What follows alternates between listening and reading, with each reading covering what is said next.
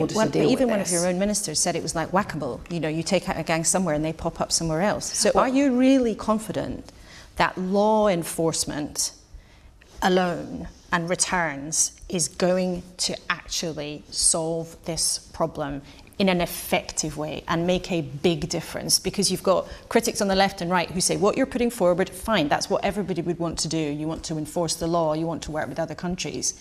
But what you're putting forward is not radical enough to tackle a problem of this scale. Well, if you go back six years or so, there were barely any boat crossings across the Channel. Since then, an entire criminal industry has grown up along our border, organising these boats, bringing in these flimsy plastic boats from China or Turkey or across the continent, supplying the engines, huge financial money networks that they use in order to take the payments for it.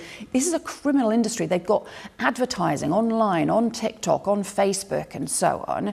That criminal industry has grown up in the space of 6 years and been allowed to take hold. We should not be allowing those gangs to get away with it. And that's why I do think very strongly it is right to be going after those criminal gangs, not to just shrug our shoulders and say, oh well, the criminal organised smuggler gangs will always be with us and therefore we should do nothing. We have a responsibility, a moral responsibility, to go after those gangs who are putting lives at risk. When you see these flimsy boats, the way that it's women and kids who get put in the middle of the boat, so when the boat folds, they are the people who get crushed, who end up drowning. This incredibly dangerous boats in the Channel, and it undermines our border security.